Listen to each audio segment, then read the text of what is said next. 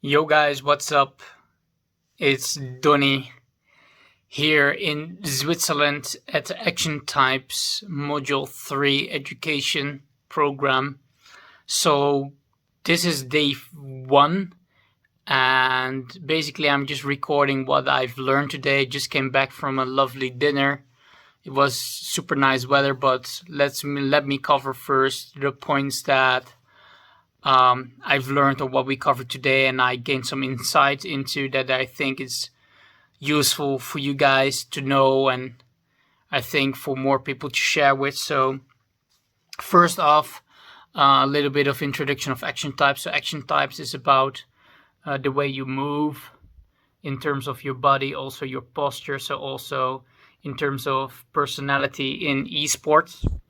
So why do players sit in a specific angle, or with the elbows to the sides, or like next to their body, or close to the screen, or far away? Those are all just like preferences, not because they've learned it that way, but they unconsciously know what they need, so they will express their own personality in that way, and it gives them the best possible way to have success inside the game, that it goes most easy, most fast, and most natural, instead of learning a specific way in order to, that you've learned, let's say, a technique that could be useful in a lot of situations, but when there's stress, the learned, let's say, techniques drop off first because it's not natural.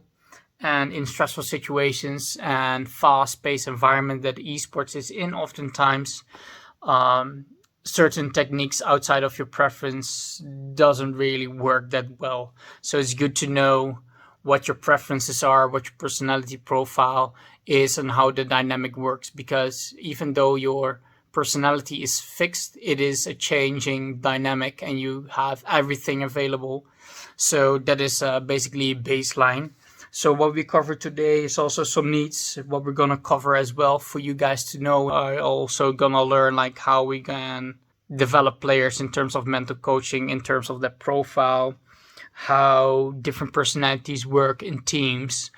Obviously, like I've worked with several teams as well, and I have my own insights and some basic information and advanced information, but it's also good to practice what you've already done to get more context around certain types of situations, so you will have more perspective of different people. Because I also been a couple of times to Finland as well, and also in the Netherlands some training, and every time at the training and let's say courses and education parts, you meet new people with new perspectives, so it really enriches your perspective on personality profiling and how people behave and why they behave in a certain way. So we'll also look at team selection, composition, how motivation works, and different body solutions in order to gain more motivation.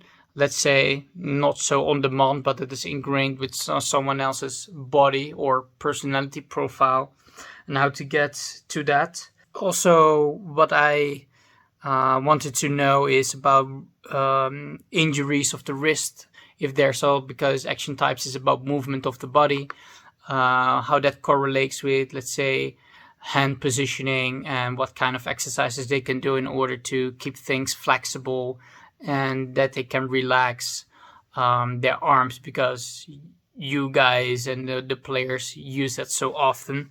So I think that is a good thing. And one particular interesting thing is as well, that is trajectory perception.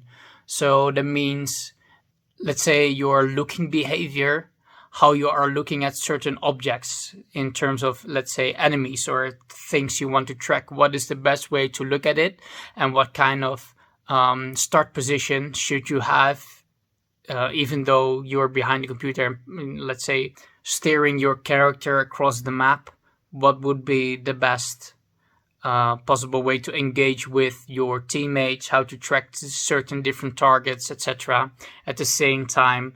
So it's about vision as well, peripheral, central vision. So that is quite interesting as well. So these are some topics. There are more on this list. Yeah, also about opening that to build trust, to also be open and true to yourself first. Also stay positive in that sense, if you feel like, because in ways of communicating, there's not really a good or a bad way. It's only your perception, how you receive it, that it is in your head with your associations that you have. It's either bad or good for you. What is good for you might be bad for someone else, and what is bad for you might be good for someone else. So you never know, so never make assumptions. So ask questions, connect with one another. So that is an important thing as well.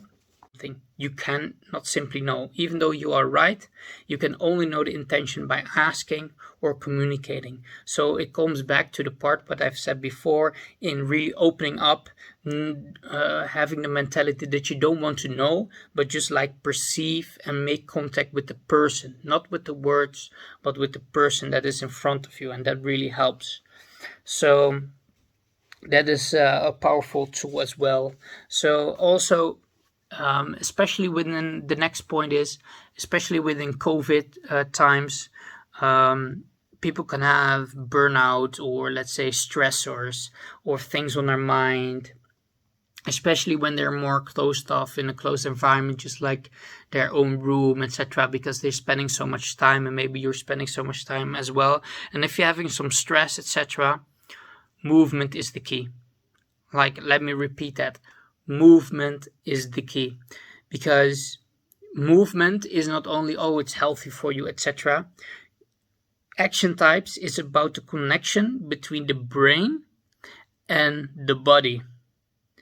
We have a brain because we move. We don't have, let's say, movement because we have a brain. No, we move and therefore we are. Well, that's a bit of philosophical, but it is the truth, because if you look at other creatures, etc., they only have brains to make complex movements, not to think or to do anything. It's to make movements. Like also thinking about the future, you see it as a vivid image. You're moving towards the future. You're working towards the future.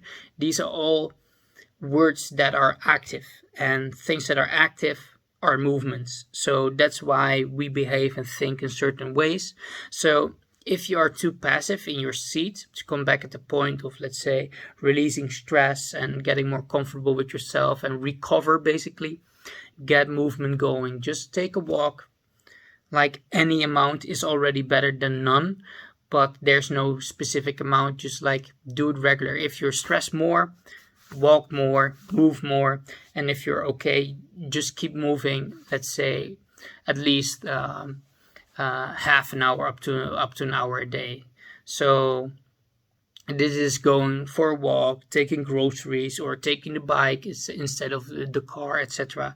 So those are all good things, not only for healthy benefits, but also the mental benefits as well. So then we talk to as well, let me see if I get up, about some dynamics of how that happens. So here we have, here about emotions between the different dynamics, and it doesn't go over, let's say, the mountain, but it goes from 2 to 3 through the mountain.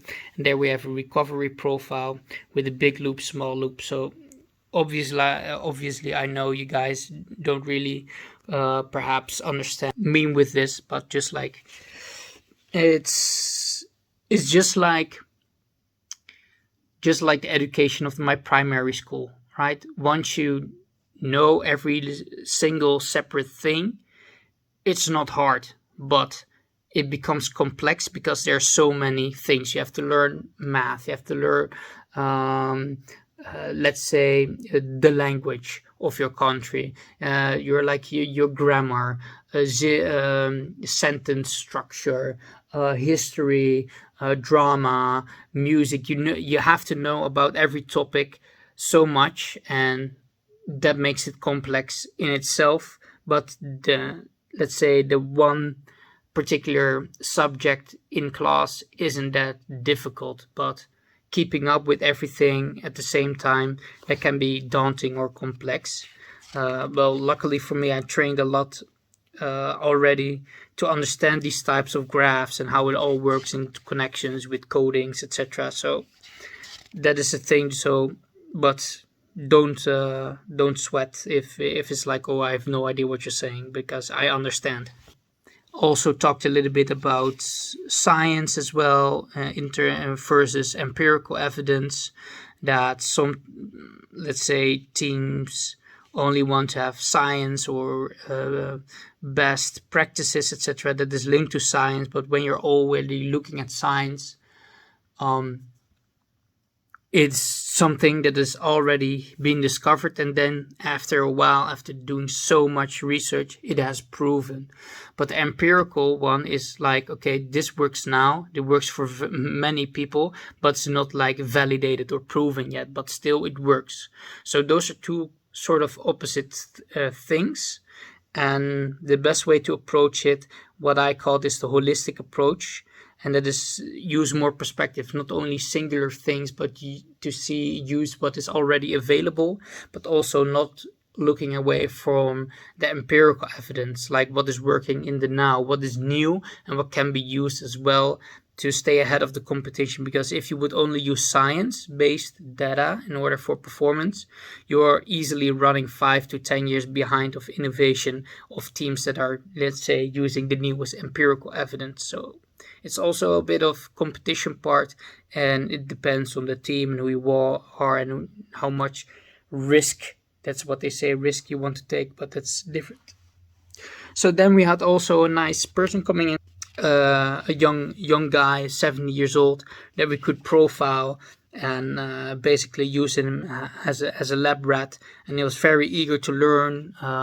So that was fun, and took a couple of hours to profile him, and then do some other tests of his motivation, and stories came up. So yeah, that's super awesome. So when emotions are coming up as well, what we talked today, you can change basically your shoulder, because we all have a dominant shoulder. That means it's sticking out a little bit more in front of one another, and when you switch it, or you notice when it's switched, you can go to your shadow profile, you can recover, etc., your energy, and it's so useful to know that tool. As well, I say, made so many notes, also with different types of finger movements, on how to let's say profile someone, and then profile them or test them on their motivational driver. So that was super interesting as well, how we can relap. Oh yeah, and the last thing that was very important, very, very, very important.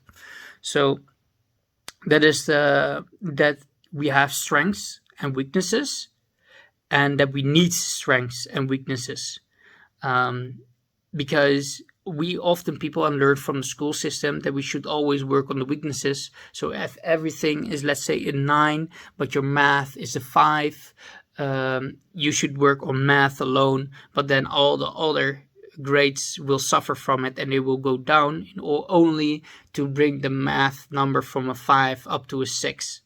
So if you have, let's say, 10 subjects that are a 9, and you only have math that is, let's say, a 5, and you spend all your time and energy to increase the math towards a 6, then there's a very, very high chance that all the other subjects, the other 9, will drop from a 9 to perhaps an 8, or maybe some even a 7, because you cannot spend the time that is your preference. So that is a big danger, because it works in esports as well. So it is healthy to have a gap between your strengths and weaknesses, but you should not work all the time on your weaknesses, but more than 80% at least on your strengths alone. What are you good at, and try to perfect that.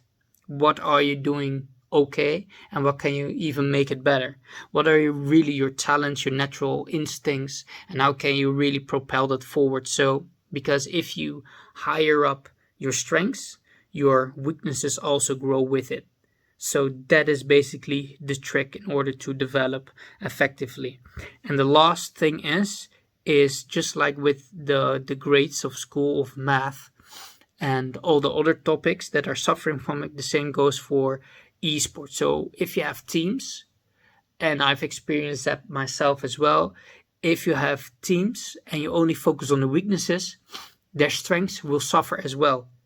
So even though you see slight progress in their weaknesses, and it's still frustrating because it's not their preference, so it will stay low, not super good, that their good points also suffer. And then the difference between the strength and weakness closes the gap, and there's not enough dynamic to change between one of them. So what will happen then, if this takes so long, it will collapse. So all the performance goes down, all the grades, all the strengths, and all the weaknesses become even worse. So what you want is focus all your energy and effort, mostly 80 plus percent of the time, on your strength. So everything rises up, and sometimes just pinpoint out the weaknesses so they are conscious about it, and they can maybe find ways in order to overcome it with their strengths. So almost 25 minutes, way too long, I know, but there's so much just like I am learning here.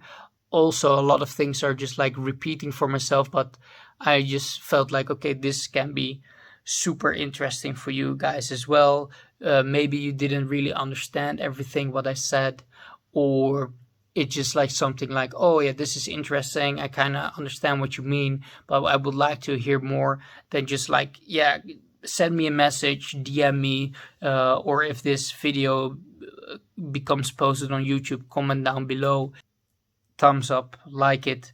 And if you want to learn more or just want to stay in tune with these type of videos that you find interesting, or want to learn more about action type approach or next level esports or anything else for esports coach and team development, then also hit the subscribe button and the notification bell so I will update you with everything that I post. So thank you so much for watching, and bye bye guys.